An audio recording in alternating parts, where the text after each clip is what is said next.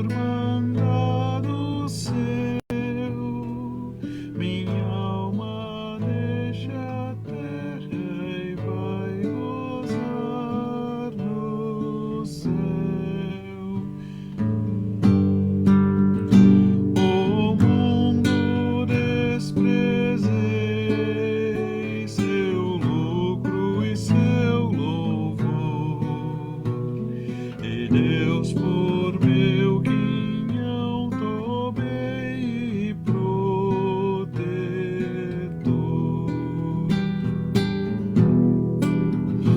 Meu guia Deus será, seu infinito amor, feliz em tudo me fará, por onde eu for. Tomou-me pela mão, nas trevas deu-me luz, e dá-me eterna salvação por meu Jesus.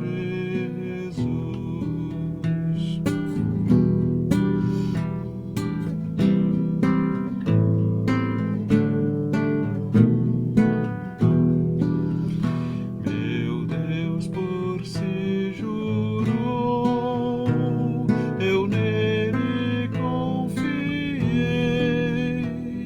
e para o céu que preparou eu subirei. Sua face eu hei de ver, confiado em seu amor, e para sempre engrandecer meu Redentor, e para sempre engrandecer meu Redentor.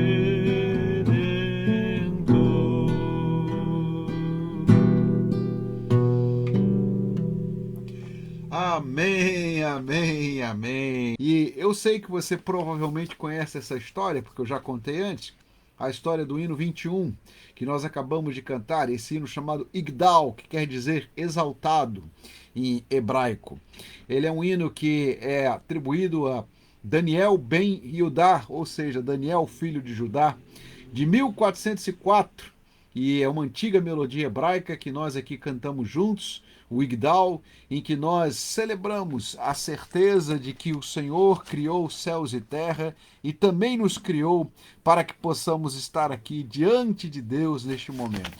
Certamente a gente vai continuar aqui esses estudos, começamos os estudos de Gênesis, citamos inclusive um capítulo de Gênesis no Dia das Mães aí, e a gente teve a oportunidade de haver um bom debate. Algumas pessoas ficaram surpreendidas ali em saber que no judaísmo existe uma linhagem matrilinear, né? Mas a gente vai falar mais disso no domingo que vem, então prepare o seu coração, mas nessa semana nós vamos falar sobre a criação do mundo e sobre os primeiros capítulos de Gênesis.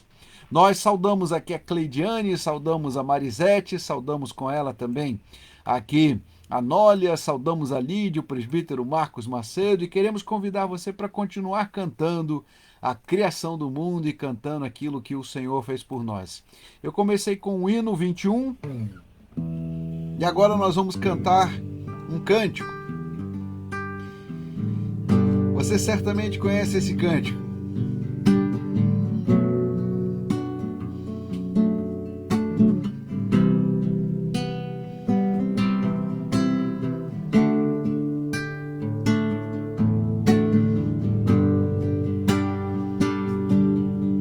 Ronaldo Barros,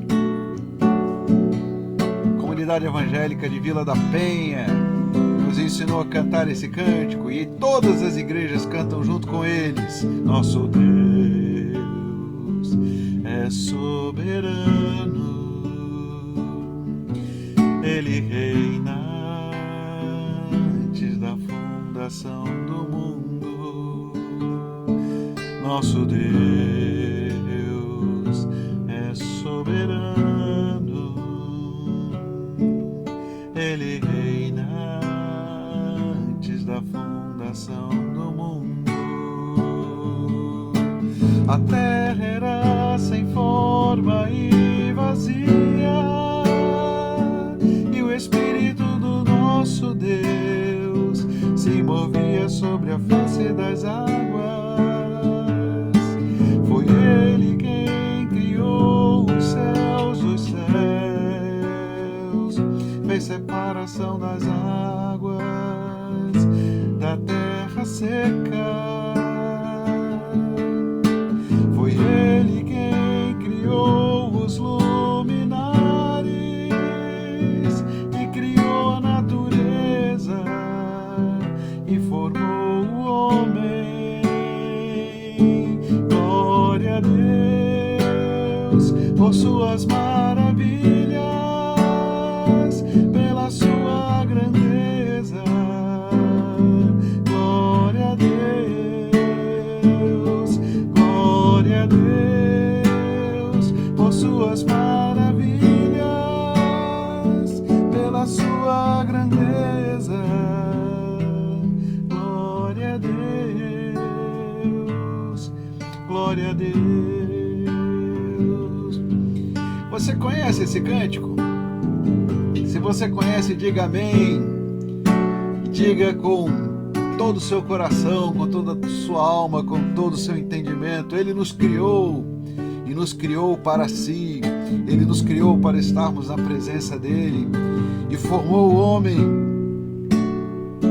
e formou a natureza e formou o nosso interior e nos deu a certeza de que nós somos criaturas de Deus e somos um projeto de Deus. Eu queria convidar você para cantarmos juntos. Quero saudar aqui a Rô Alves, a Cleidiane, a Lídia, o presbítero Marcos Macedo. Saudamos a Nilza Lima, toda a sua casa. Saudamos a Nólia e saudamos a Lourdes. Se você conhece, diga amém, ou então faça como a Nólia ali, diga glória a Deus por suas maravilhas.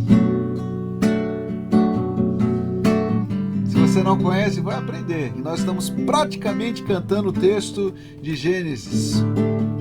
Nosso Deus é soberano,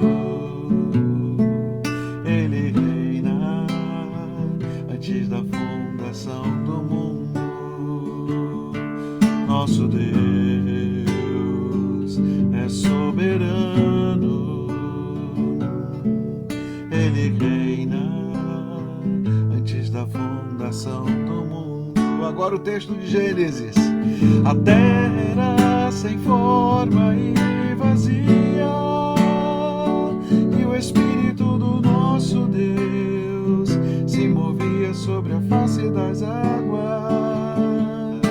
Foi Ele quem criou os céus dos céus e fez separação das águas da terra seca. Foi Ele quem criou os luminares e criou a natureza e formou o homem. Glória a Deus por suas maravilhas, pela sua grandeza. Glória a Deus, glória a Deus por suas maravilhas, pela sua grandeza.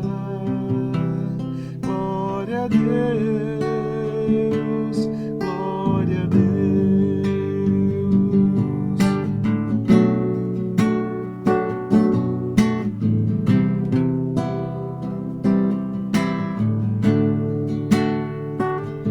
Nosso Deus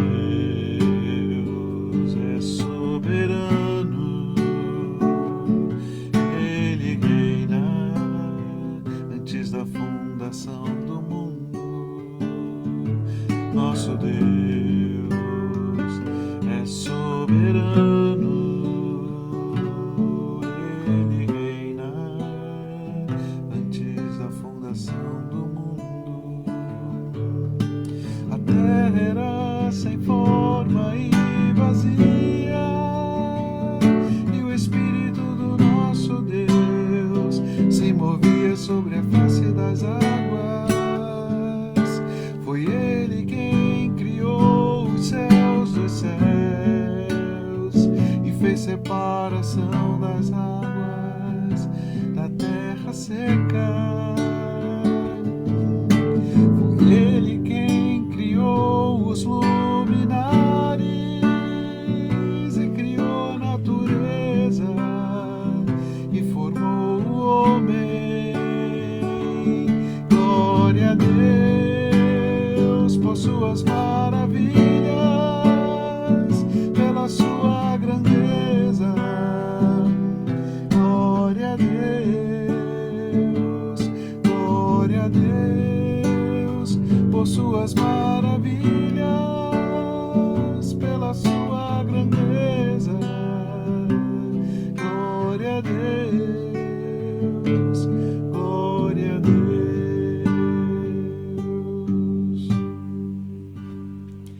Amém, amém e amém. Saudamos cada irmão e irmã que está chegando aqui para louvar, para adorar ao Senhor, para bendizer aquele que criou todas as coisas para a sua honra, para a sua glória, para o seu poder. E eu quero convidar você para continuar cantando a criação, cantando aquilo que Deus criou, aquilo que Ele tem feito. E nós cantamos aqui o hino 21, aí eu vou pedir para você voltar aqui um pouquinho o seu inário e vai ter a oportunidade de cantar conosco, né? Um cântico que proclama aquilo que Deus fez e aquilo que Ele continua fazendo em nossa história, em nossa vida. E nós temos a oportunidade de bem dizer aquilo que o Senhor tem feito. Ana Maria e Verne Grip, Ana Maria Grip e o Verne Grip estão conosco. Então estão aqui, a família Grip está aqui com a gente para agradecer ao Senhor, para bem dizer, porque Ele nos criou, Ele é o Criador de todas as coisas. E existem vários hinos no nosso inário que falam da criação, né? E a gente tem a oportunidade de lembrar aqui a criação, mas eu quero convidar você para perceber que a criação aponta para a própria glória de Deus. E nós temos um hino que não cantamos há muito tempo e precisamos talvez aí aprender a cantá-lo de novo, né? E este hino que nós vamos cantar é o hino 27. E aí eu vou convidar você para a gente cantar e para bem dizer ao Senhor, porque Ele tem feito aquilo que Ele e somente Ele faz, que é nos fazer estar diante dEle em adoração, em louvor, em gratidão.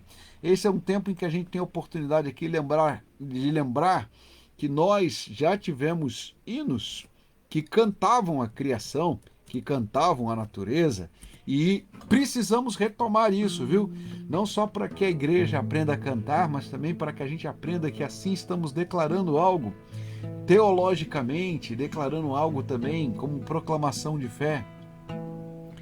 E no 27 é do reverendo Matatias Gomes dos Santos, 1931. Matatias Gomes dos Santos foi o pastor e construtor da Catedral Presbiteriana do Rio de Janeiro, foi pastor em São Paulo, depois no Rio, e foi também o responsável pela evangelização e por trazer os vários irmãos que eram da igreja luterana para a igreja presbiteriana lá no leste de Minas.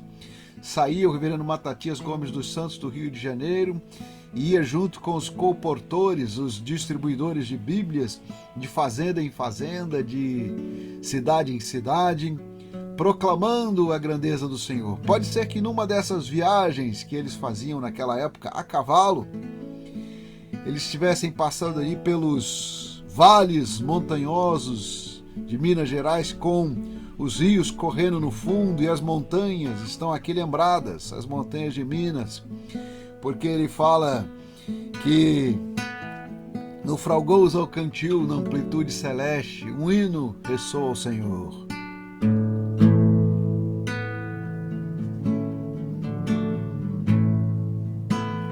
Você conhece esse hino?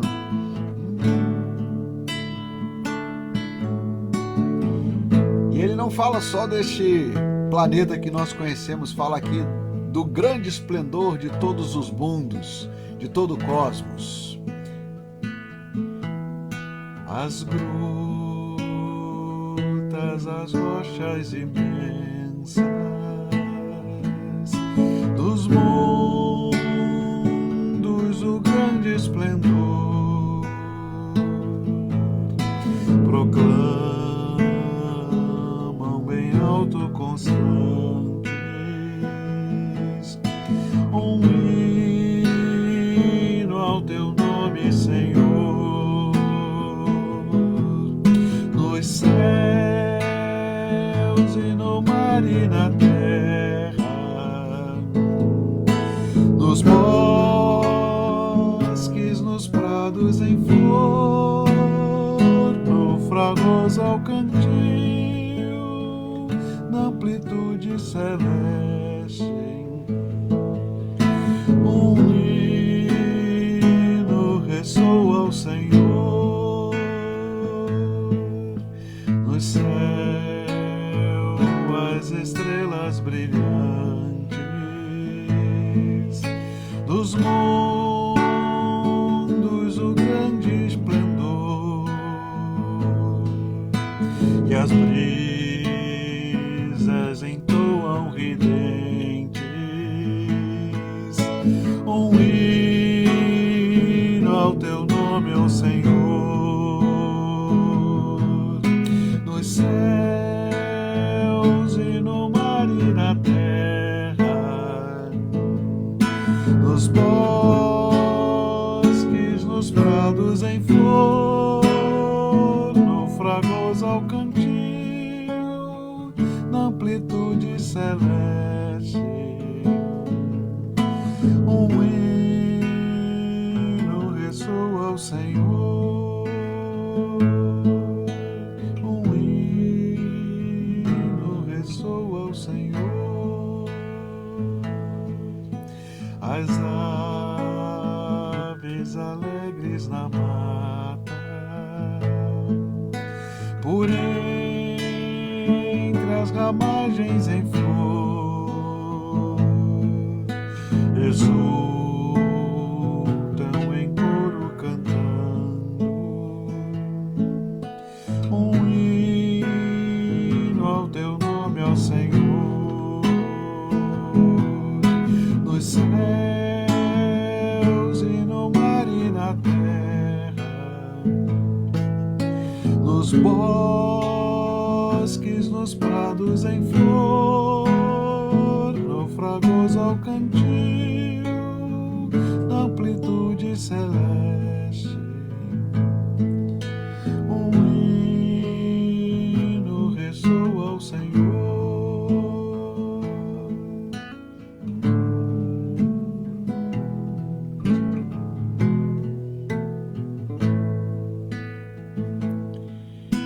E tu, pecador que vagueias,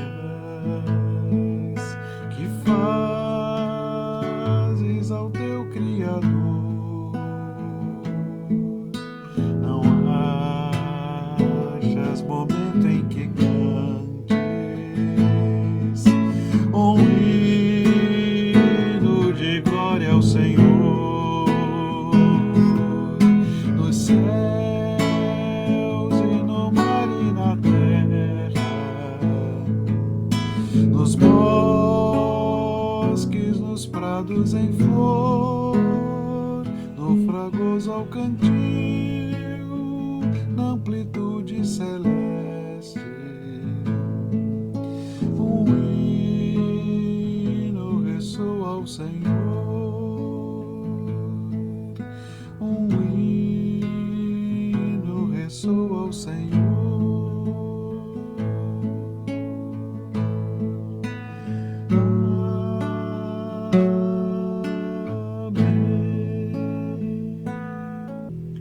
Talvez você conheça também e a gente canta juntos.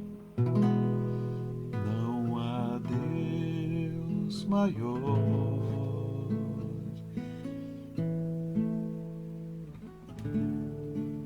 Você conhece? Eu vou mudar o tom aqui para a gente poder cantar juntos. Não maior, não há Deus maior, não há Deus melhor,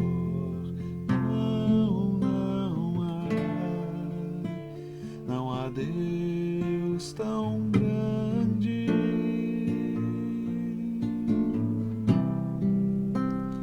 Como nosso Deus.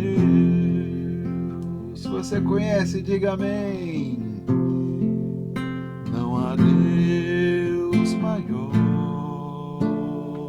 não há Deus maior, não há Deus melhor.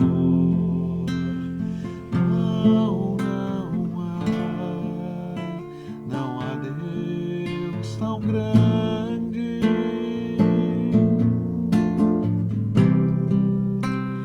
Como nosso Deus. Mais uma vez. Não há Deus maior,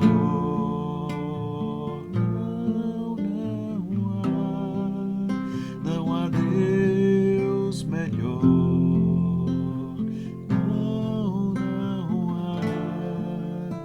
não há Deus tão grande.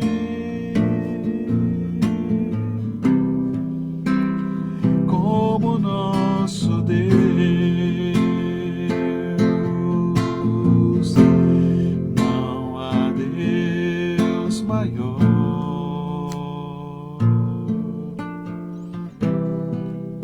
não há Deus melhor,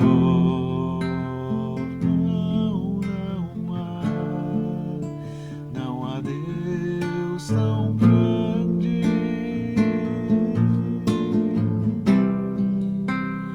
Como nosso Deus.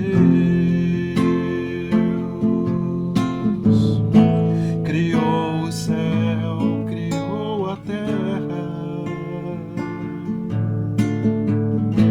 criou o sol e as estrelas, tudo Ele fez, tudo criou, tudo formou para o seu louvor, para o seu louvor,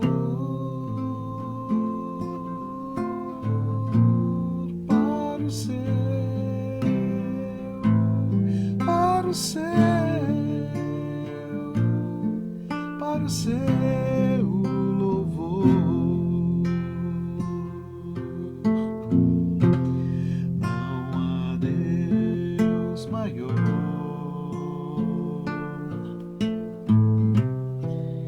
não há Deus melhor,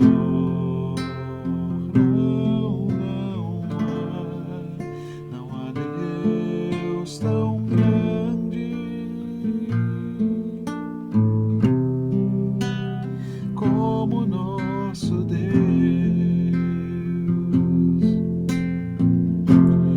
Não há Deus maior,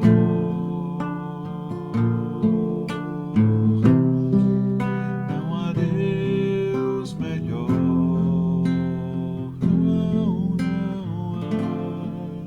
não há Deus tão grande.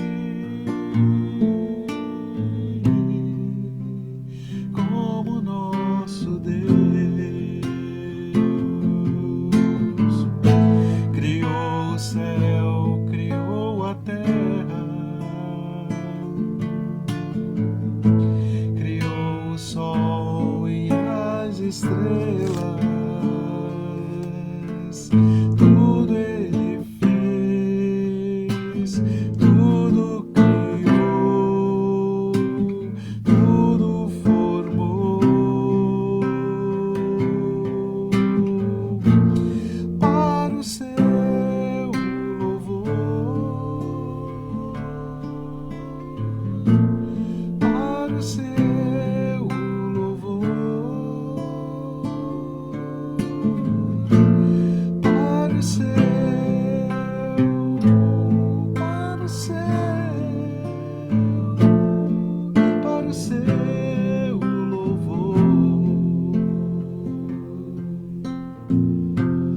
Não há Deus maior.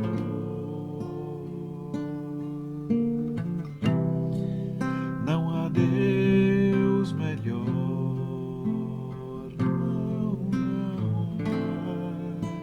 Não há Deus tão grande como nosso Deus.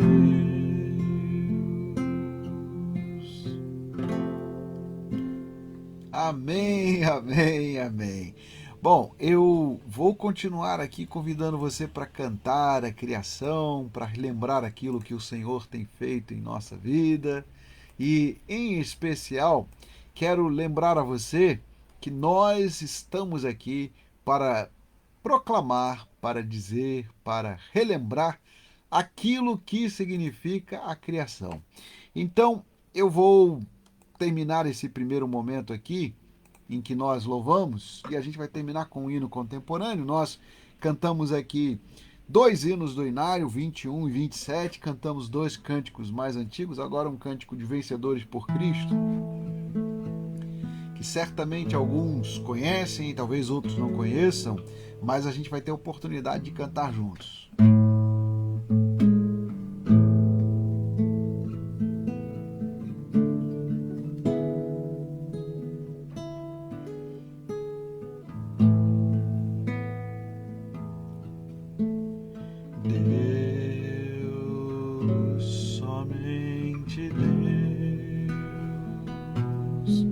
Criou o mundo e o que nele há, o ser que pode respirar existe para mostrar a glória do Senhor.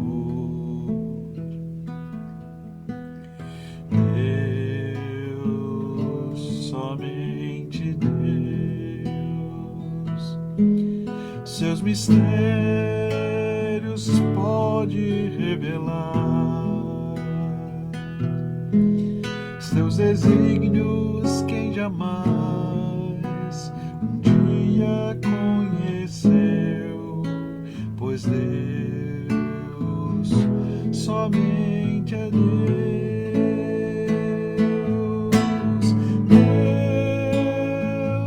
Somente Deus domina o trono do universo. Que a voz da criação se erga para dar louvor somente a Deus.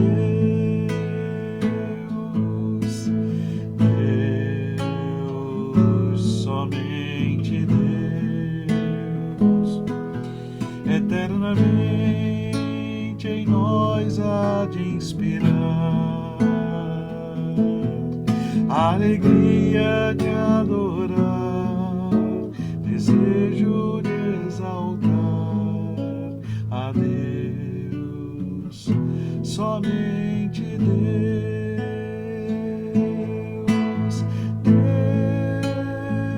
Somente Deus, seus mistérios pode revelar, seus desígnios quem jamais um dia conheceu, pois Deus somente é Deus.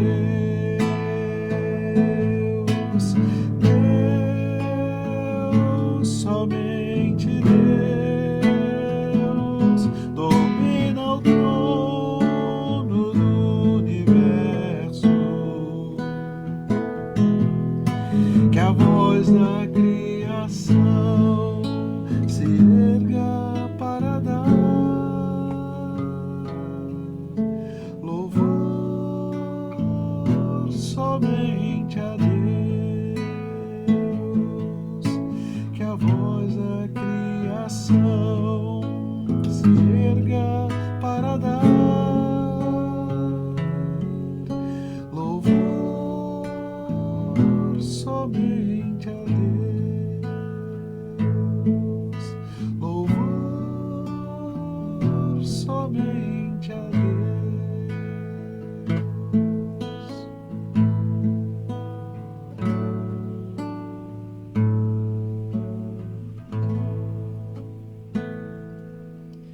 Amém, amém, amém.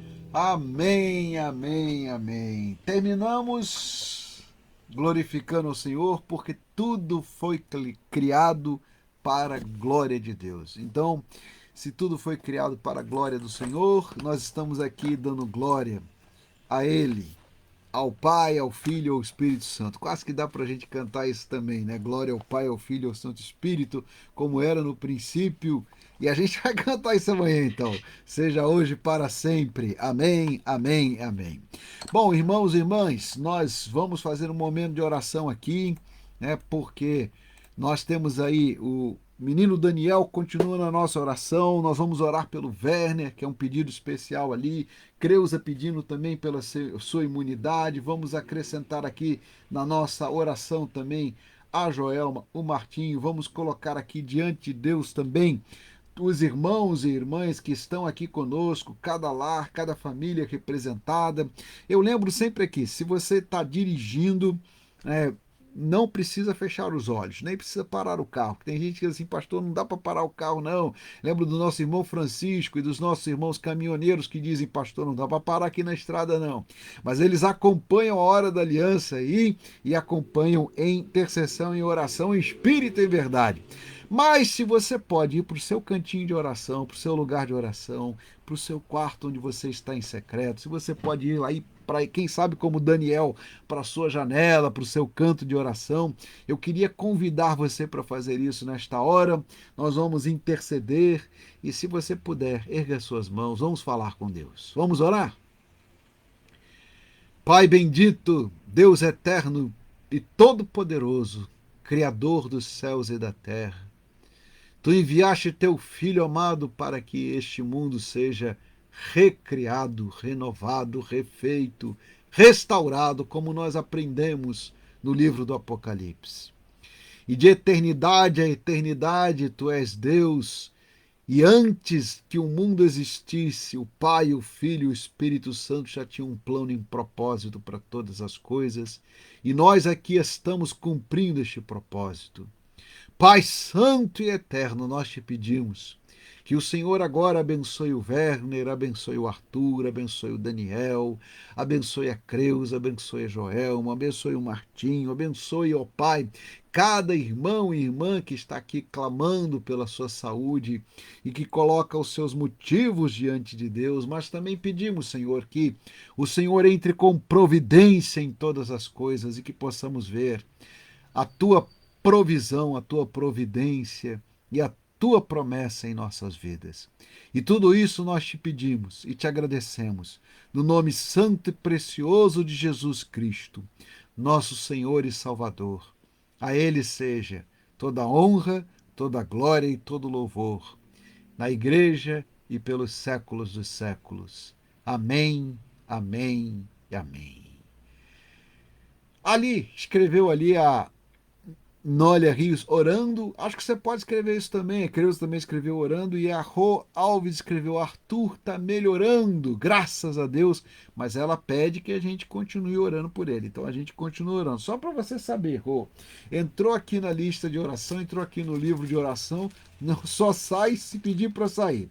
Temos no presente momento 4.998 pedidos de oração, acabei de fazer a contagem aqui, porque a gente está começando um novo livro e a gente já tem 4.399 respostas de oração. Temos aqui 223 famílias enlutadas e temos 1.950 pedidos por trabalho, para que Deus esteja abençoando. Então, o nosso livro de oração está aqui, está atualizado e a gente pede que você tenha o seu livro de oração, tenha aí também a sua planilha de oração. Convidamos os intercessores e intercessoras para estarem firmes na promessa do Senhor. Hoje nós começamos Gênesis.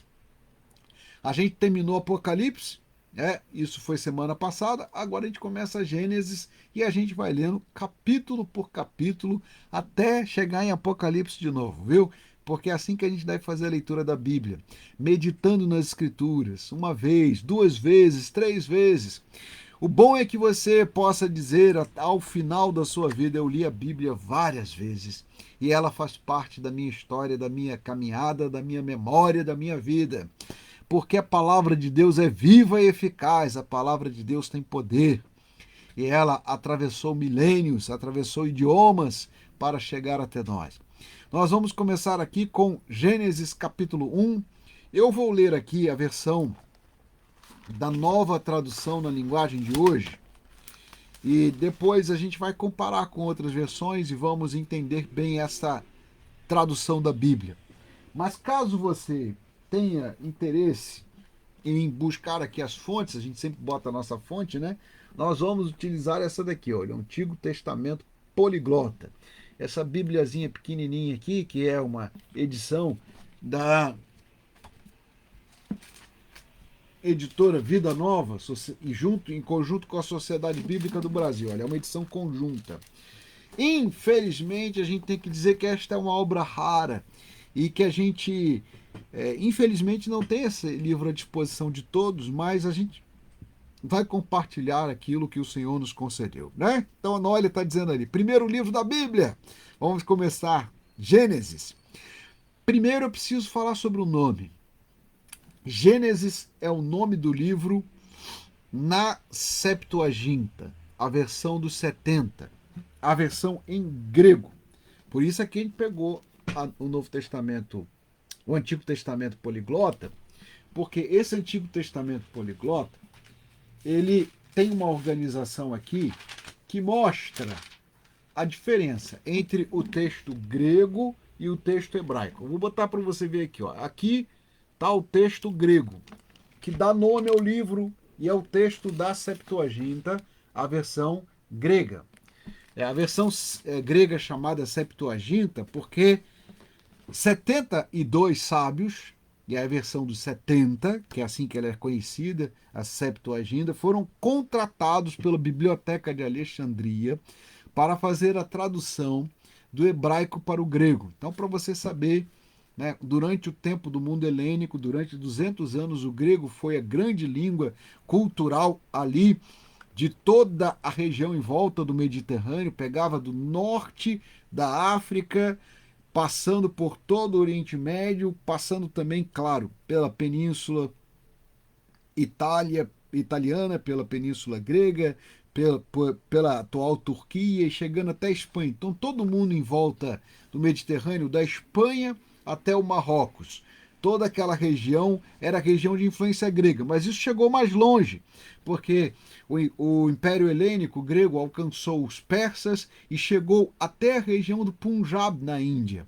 E o que faziam as bibliotecas gregas? Pegavam textos da antiguidade e traduziam tudo para o grego, para que tudo que existisse de conhecimento egípcio, hebraico, persa, hindu fosse traduzido para o grego, e assim os textos antigos chegaram até nós, muitos deles inclusive com a tradução grega como referência. O que aconteceu com a Bíblia hebraica?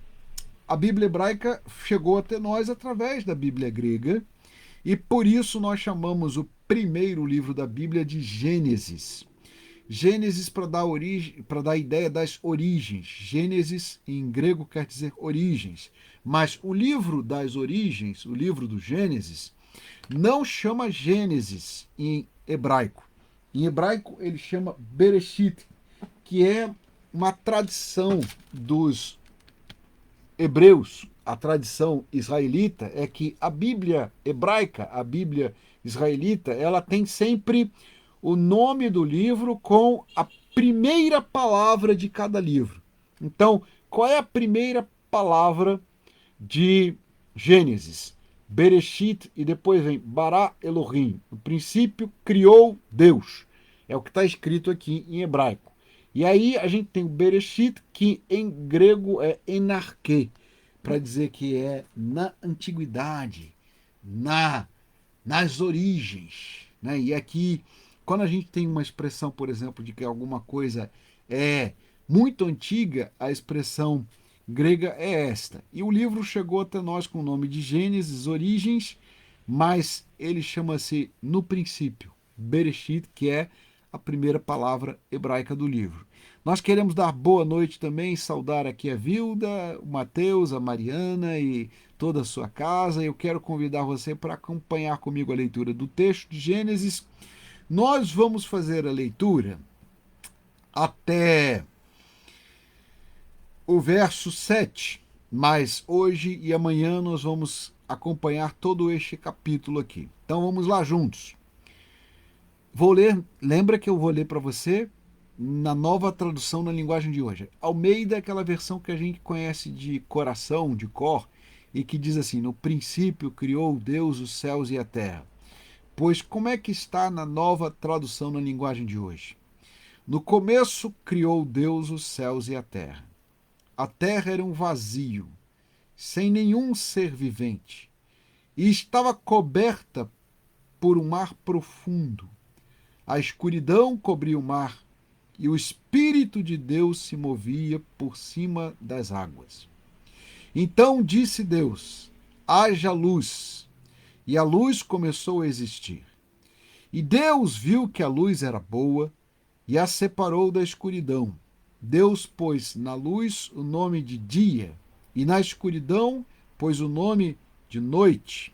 A noite passou e veio a manhã, e esse foi o primeiro dia. Então Deus disse que haja no meio da água uma divisão para separá-la em duas partes. E assim aconteceu. Deus fez uma divisão que separou a água em duas partes. Uma parte ficou do lado de baixo da divisão e a outra parte ficou do lado de cima. Eu vou até o verso 8. Nessa divisão, Deus pôs o nome de céu, e a noite passou, e veio a manhã, e esse foi o segundo dia. Estamos aqui, então, no primeiro dia, no livro de Gênesis, e vimos o primeiro e o segundo dia. Mas eu quero aqui, primeiramente, chamar a sua atenção para a contagem do tempo entre os israelitas. Eles separavam dias e noites. Não eram os únicos que faziam isto, tá? Então, só para você entender, no mundo antigo, muitos povos contavam noites e dias. E aqui eu acho que você precisa saber que quando a Bíblia fala na primeira hora do dia, ela está falando das 6 horas da manhã.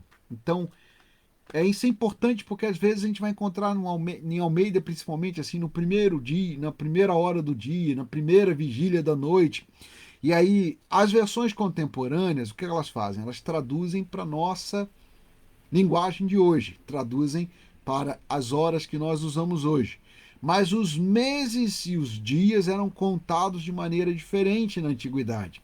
Eram contados de maneira diferente entre os israelitas. Eles contavam dias e noites. Tem gente que, por exemplo, não entende por que está escrito lá que Jesus ressuscitou o terceiro dia. É porque eles contavam noites e dias diferentes. Então, Jesus passou um dia, a sexta-feira, 2 dias, o sábado, e no terceiro dia ressuscitou. Então, vai da sexta até o domingo. Aí tem gente que não entende essa conta. Ele passou 3 dias e 2 noites no túmulo. Então é bom você entender que aí você começa a entender como é que eles contavam o dia e contavam a noite. Eles separavam as noites em horas, que eram chamadas vigílias da noite, e eles separavam os dias em hora, para dizer que era a primeira hora do dia. Então a primeira hora do dia para eles é 6 horas da manhã. Então o primeiro dia, as primeiras 6 horas da manhã, vieram depois da noite. Por que veio depois da noite? Porque a noite existiu primeiro. Ele está dizendo aqui que inicialmente o mundo era em trevas e havia escuridão, e Deus fez brotar a luz. Tem uma discussão enorme aqui entre os cientistas, os intérpretes da Bíblia, os pesquisadores, e essa ideia do primeiro dia entrou, inclusive, na linguagem popular como o famoso Big Bang. É importante que você saiba que a expressão Big Bang foi criada por um militante do ateísmo que começou a zombar de um pesquisador cristão que defendia que o universo teve um início. Ele dizia que foi o primeiro Big Bang, como se fosse, ele diz assim, como se fosse o relógio aqui, e ele estava falando do relógio que existia e ainda existe lá na Inglaterra. Isso começou ali num debate de rádio, como uma espécie de zombaria, mas muitos cristãos entenderam que sim, pode ser o Big Bang, pode ser o primeiro momento em que Deus disse haja luz. E o universo passou a ter o início. Por que isso é importante? Aí eu vou começar com você uma discussão, que é uma discussão sobre cosmogonia e cosmologia e cosmovisão. São três palavras diferentes que a gente vai precisar entender para entender o que significa o Gênesis. Cosmogonia, né? E aí a gente tem uma primeira palavra que fala de cosmos, cosmologia e cosmovisão. Quando a gente fala de cosmologia, nós estamos falando daqueles pesquisadores que estudam o cosmos. Quando nós falamos de cosmogonia, nós estamos falando das diversas formas que a humanidade encontrou para falar sobre os primórdios, sobre os inícios do universo.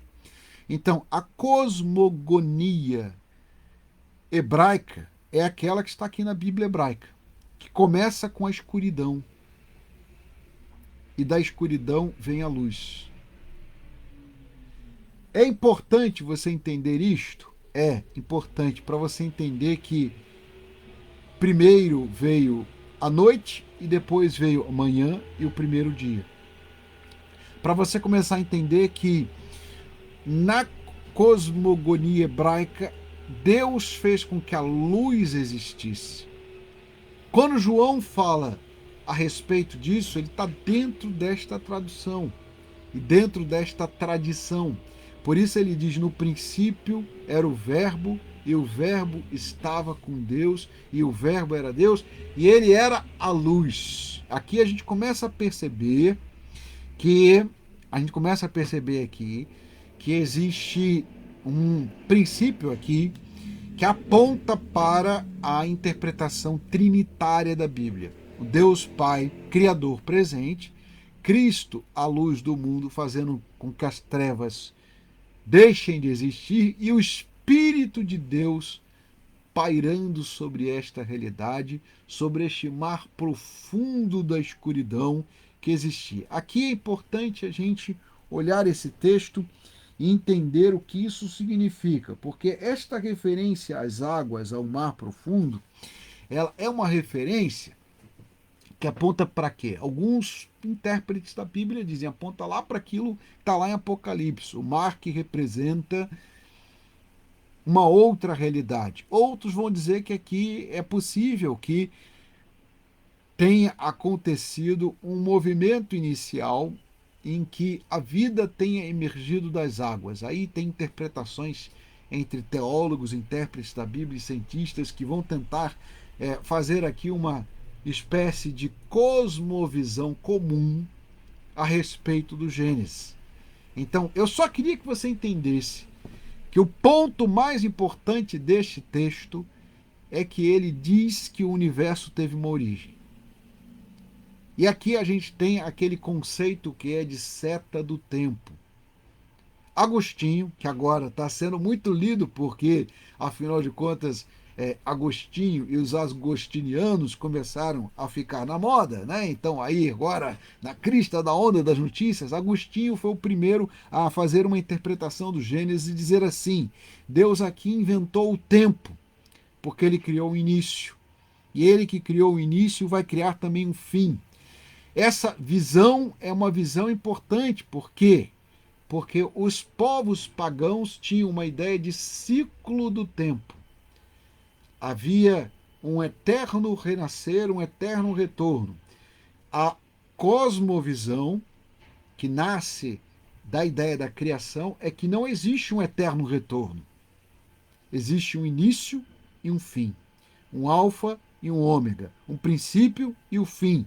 E Cristo está no início e no fim, E o Pai, o Filho e o Espírito Santo estão no início e no fim, porque eles existem de eternidade a eternidade, mas nós existimos dentro do tempo, dentro da história. A noção de história nasce aqui também, com Agostinho, que vai dizer que tem o início do tempo e tem a contagem do tempo. Por que isso é importante? Porque Agostinho, que tinha tido uma formação pagã, ele dizia que os pagãos tinham uma contagem de tempo, que era uma contagem de tempo não só de eterno retorno, mas também em que a passagem dos dias não tinha um significado cumulativo. Não só não havia uma perspectiva de um apocalipse, como também não havia uma perspectiva de que existisse um início e o fim de tudo, mas essa contagem do dia passou a ter significado. E aqui a gente começa a entender uma coisa importante, que é a distribuição dos dias da semana em 7 dias da semana. Nós temos uma semana de 7 dias, muito em função dessa cosmovisão e dessa cosmogonia da Bíblia hebraica. Outros povos não têm uma semana de 7 dias. Contam a semana como? De maneiras diferentes. Tem povos que têm semanas de 10 dias, de 12 dias, de 15 dias, semanas de 20 dias, semanas que coincidiam com os ciclos lunares, então eles contavam as semanas a partir das luas. Mas o povo que escreveu a Bíblia, o povo hebreu, nos concedeu aqui, e aqui Moisés está, segundo a tradição rabínica, escrevendo tradições orais. Essa é a última coisa que eu queria dizer para você hoje, para você entender. Esse texto é um texto que foi feito para ser cantado. Agora a gente começa a pensar uma outra coisa, né? A gente cantou aqui, né? Como é que a gente cantou? Foi, acho que um dos primeiros cânticos que a gente cantou. A terra era sem forma e vazia, né? Foi isso mesmo. A terra era sem forma e vazia, e o Espírito do nosso Deus se movia sobre a face das águas. A gente cantou isso, pois eu quero que você saiba que na sinagoga, especialmente no texto massorético, a Torá ela é feita para ser cantada. Ela tem as marcações, inclusive para que ela acompanhe um ritmo declamativo e um ritmo que era acompanhado também em muitas tradições sinagogais, em muitas tradições antigas israelitas, um ritmo oriental de leitura do texto, para ser cantado e declamado na sinagoga. E o fato desse texto ser cantado, dele vir de uma tradição oral cantada, faz com que Moisés mantenha aqui, inclusive, uma característica. Que característica é esse? O texto tem um refrão. E qual é o refrão que está no texto? Aí eu quero que você pare para pensar. Porque o refrão aparece aqui e ele vai aparecer algumas vezes, porque o texto não só canta a própria criação, mas o texto diz, especialmente na versão de Almeida. Aí eu vou precisar dizer para você uma coisa. A versão de Almeida, que para nós é uma versão de referência, ela é uma versão que trabalha com equivalência formal. Vamos falar de tradução um pouquinho para você entender, né? Equivalência textual é aquilo que, por exemplo, a nova tradução na linguagem de hoje usa, em que utiliza uma equivalência textual, uma equivalência de conteúdo, mas não acompanha a forma original do texto. Almeida, Revista Atualizada, trabalha com equivalência formal. Então, a forma do texto é mantida. E aqui aparece um refrão que ele já aparece lá no verso 4. Deus diz, haja luz, houve luz, e viu Deus que a luz era boa. Há um refrão que se repete aqui, né? E esse refrão que se repete é que Deus viu que era bom, e viu Deus que era bom, e viu Deus que era boa, e viu Deus que era bom. É importante você aqui guardar isso, porque a gente vai voltar a esse refrão outras vezes, e aí nós vamos começar a entender o que é uma primeira resposta para a realidade da criação, para a realidade do sofrimento, para a realidade do mal. Na Bíblia hebraica, o texto nos diz com clareza que Deus criou tudo e tudo era bom. E não havia mal, não havia sofrimento, não havia dor, não havia morte. Estas coisas vieram a acontecer depois por conta da própria queda e do pecado. Mas eu preciso dizer isso já antecipadamente para você entender que esta repetição no refrão, ela está relacionada com a tradição musical do texto, com a sua tradição oral, mas também com a repetição de uma ideia. Tudo era bom. Tudo era bom. Tudo era bom. E Deus criou e viu que era bom. E Deus criou e viu que era bom e abençoou. E Deus criou, viu que era bom e abençoou. E nós aqui precisamos começar a entender o que significa esta criação dentro do plano de Deus e dentro do plano de Deus com bondade e propósito. Vou terminar citando mais uma vez Agostinho. Agostinho vai dizer aqui que esta criação ela é inerentemente boa e ela não perdeu ainda o seu caráter de bondade, de dignidade e de providência divina. Então, o que nós temos hoje? Nós temos o bom coexistindo com o mal. Nós não temos, como os gnósticos acreditavam, um mundo perverso, um mundo onde só existia males. E aqui a gente já começa a entender uma diferença entre enfoques teológicos. Gnósticos e alguns grupos medievais olhavam para este mundo como um vale de lágrimas, um lugar apenas de sofrimento. E aí Agostinho dizia, não é um lugar de sofrimento, é um vale de lágrimas. Porque ainda existe bondade no mundo. Ainda existe beleza, ainda existe bondade, ainda existe dignidade, ainda existe algo de divino na criação, porque Deus criou, viu que era bom, ele não retirou a bondade. O homem passou a ser conhecedor do bem e do mal, mas o bem e o mal coexistem na criação. Essa é uma ideia que a gente vai ter que voltar a falar, com certeza vamos voltar a falar dela em Gênesis 3, mas desde já eu começo aqui antecipando para você que nós estamos falando de uma cosmogonia, de uma cosmovisão, mas não estamos falando de uma cosmologia. O que eu quero dizer com isto? Tem gente que confunde as coisas. Cosmologia é um estudo dos cientistas.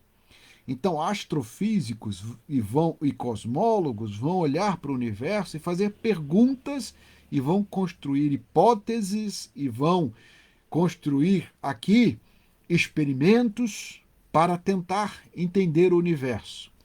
Por exemplo, a ideia de que o mundo teve um início, de que o universo teve uma grande explosão, ela aparece num experimento, que é um experimento que mede a chamada radiação de fundo do universo. E aí você já ouviu falar do efeito Doppler, aquele que a gente escuta no carro da Fórmula 1 ou no avião, quando está decolando, em que o barulho começa intenso e depois ele fica menor. À medida que o avião se distancia de nós, à medida que o carro de Fórmula 1 passa, aquele barulho vai diminuindo. Ora, esse efeito é o mesmo efeito que eles dizem que aconteceu com a explosão inicial. Então, este barulho ele é medido pelos cosmólogos. Mas a Bíblia não fala de cosmologia, porque ela não é um livro de física. Ela não é um livro de cosmologia. Ela não é um livro de astrofísica. Ela não é um livro de biologia.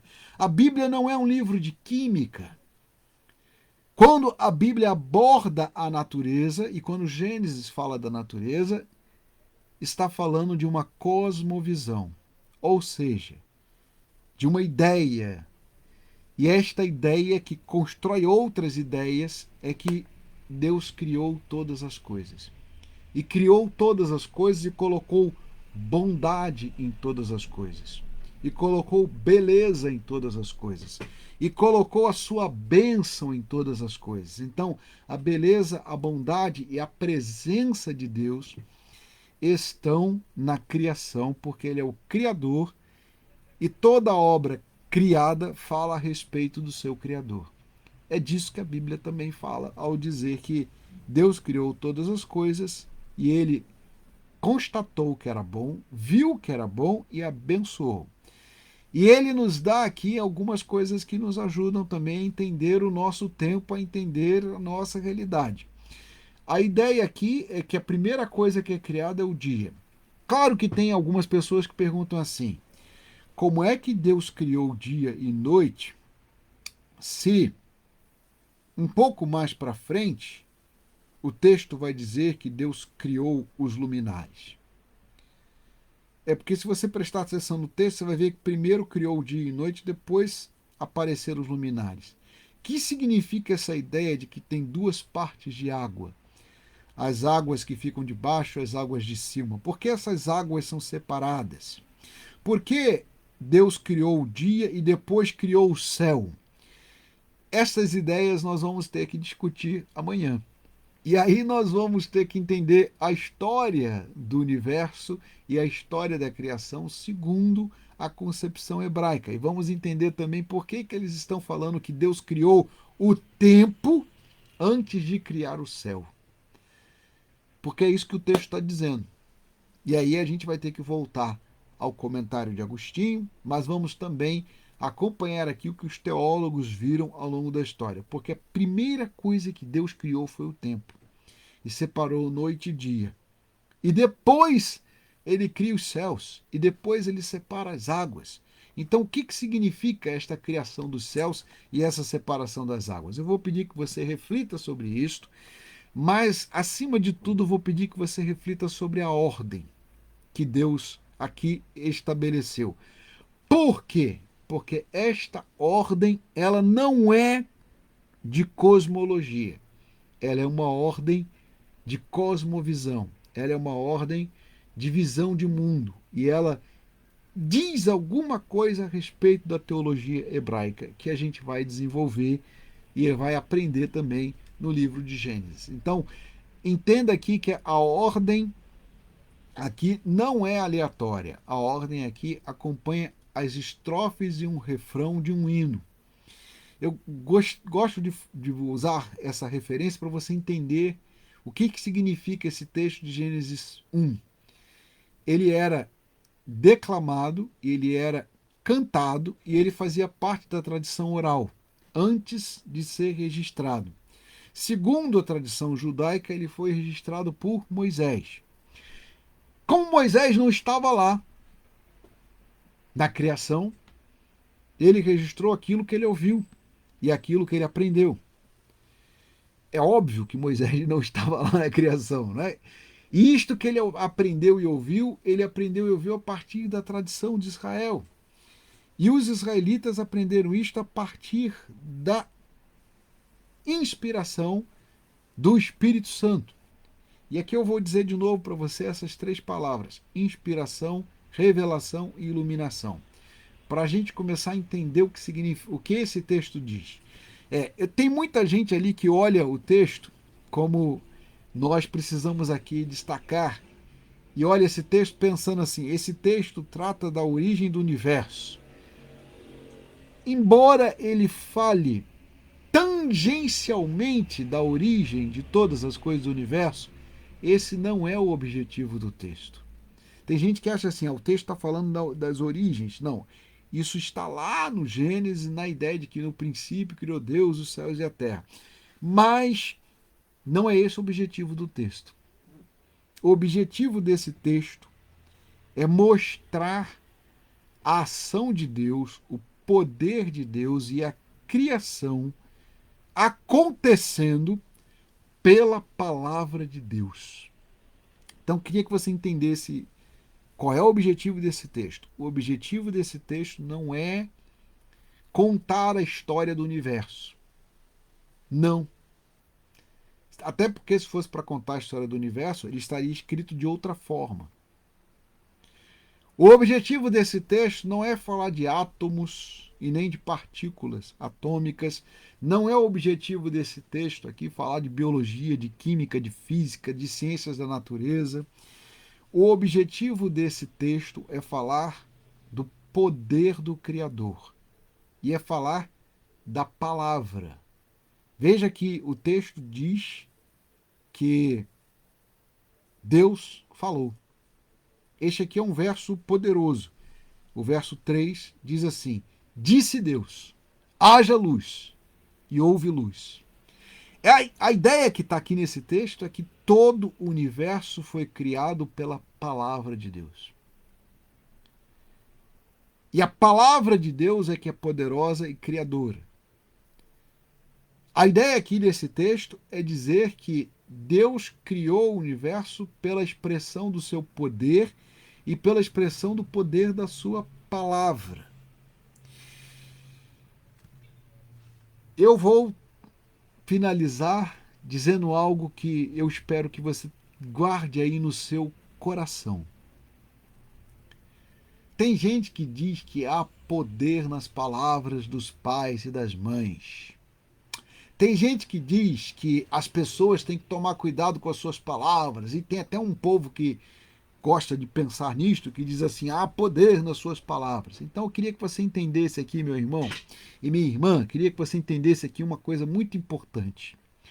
A minha palavra, a sua palavra, as palavras dos nossos pais, as palavras das pessoas à nossa volta, não tem poder nenhum. A Bíblia não diz isso. Pelo contrário, a Bíblia diz que os homens podem falar o que quiserem, os homens podem pensar e fazer o que quiserem, mas o único que tem poder é Deus. Eu queria que você entendesse isso para que você entendesse claramente o que isso significa. Se eu disser aqui, haja luz, a luz não vai acontecer. Se eu disser aqui, haja noite, a noite não vai vir sobre nós. Porque a minha palavra não tem poder, a palavra de pastor nenhum tem poder, a palavra de bispo nenhum tem poder, a palavra de apóstolo nenhum tem poder.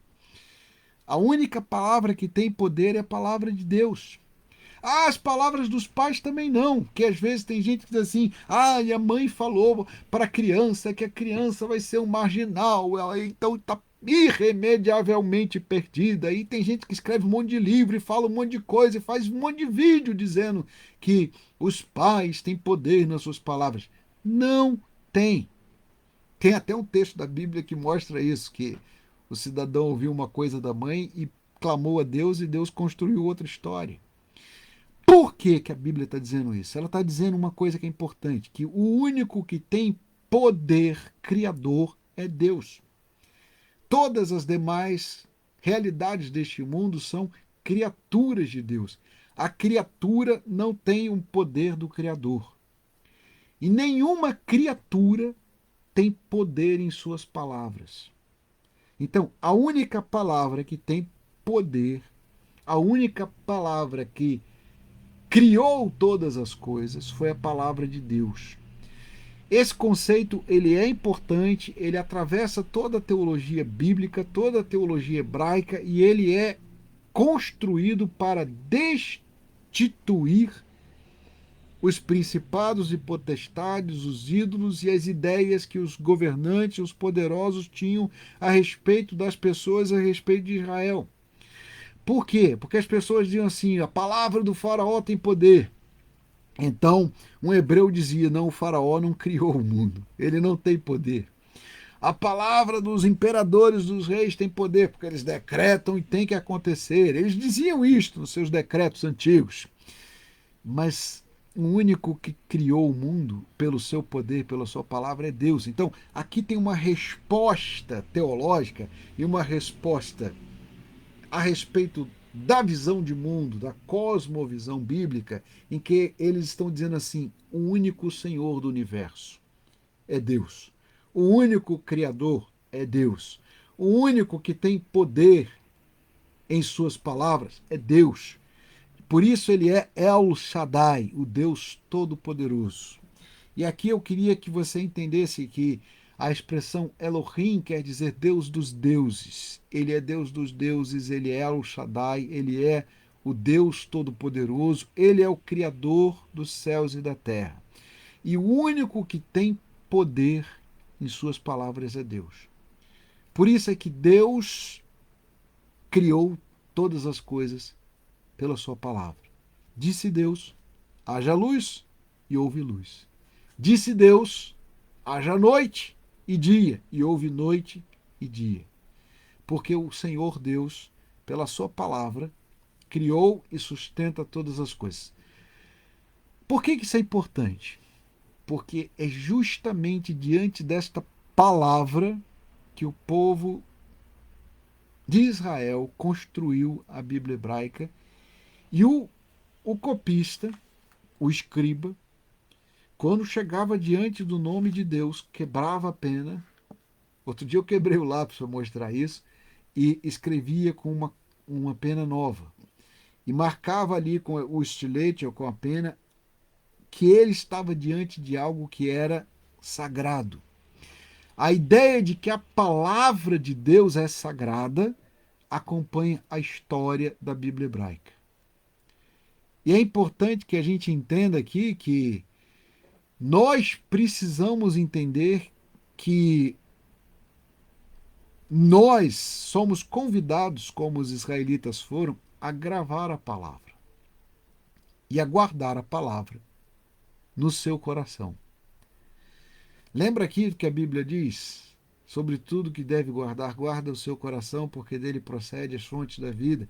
De que maneira, diz lá o texto de sabedoria, poderá o jovem guardar o seu caminho? Guardando a sua palavra no coração.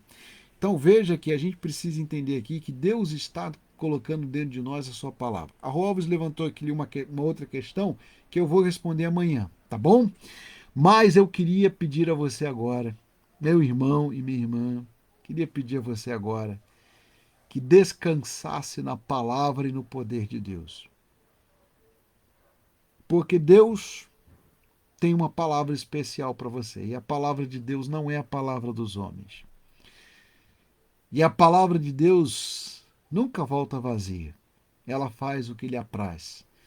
E aí eu quero pedir a você que, se você não tem ainda uma prática devocional, de ter ali junto da sua cabeceira, na sua cama, a Bíblia, de começar o seu dia com a Bíblia, eu queria convidar você a fazer isso. Comece o seu dia e termine os seus dias com a palavra de Deus. Porque esta palavra que tudo criou é a palavra que nos foi evangelizada. E a palavra de Deus tem poder. Muito mais do que nós imaginamos. E nós precisamos dela, e não daquilo que os homens estão falando por aí. A gente vai falar mais amanhã sobre isso, mas eu queria convidar você para guardar aqui esse primeiro dia, a ideia do início de Gênesis.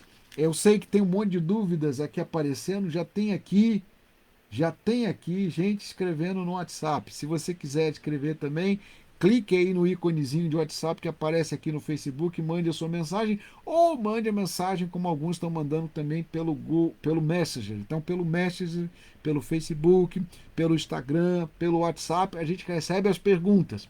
Mas você pode também mandar o seu e-mail, a sua pergunta, a sua dúvida, suas questões, como você já sabe, através do e-mail do pastor. Eu vou colocar o e-mail aqui para você entrar em contato conosco, e aí a gente vai ter a oportunidade de continuar olhando para a Bíblia, para a palavra de Deus. Hoje você entendeu que o nosso objetivo aqui é falar sobre a palavra de Deus, sobre esta palavra que nós recebemos dos nossos antepassados, a palavra que nos foi evangelizada, a palavra que tudo criou e a palavra que tem poder e a palavra que salva, que é a palavra de Deus. E eu quero convidar você para que descanse quando as pessoas dizem: as palavras dos homens, falaram isto, aí tem gente que diz: vira essa boca para lá. Gente, guarda o seu coração em paz. Né? Como diz a irmã ali, imagine se as nossas palavras tivessem poder. Não tem, não. A única palavra que tem poder é de Deus, é do Criador, e Ele nos deu esta palavra para que pudéssemos nele confiar. Vamos terminar com uma oração juntos? Vamos orar? Santo e eterno Deus, nós te bendizemos pela dádiva da tua palavra, por esta bênção que atravessou séculos, milênios para chegar até nós, que atravessou idiomas e continentes, para que nós pudéssemos conhecer o Deus Criador, aquele que tudo criou para a sua honra, para a sua glória, para o seu louvor, e que também nos criou para Ele. E por isso, nós sabemos que esta palavra tem um efeito especial em nossa alma, em nossa mente, em nosso coração. Porque é a palavra do nosso Criador que nos alcança e que nos dá a bênção de saber que Ele tem um propósito e um plano em todas as coisas. Nós te bendizemos por isto e te agradecemos, no nome santo e precioso de Jesus Cristo. A Ele seja toda a honra, toda a glória e todo o louvor. Amém, amém e amém.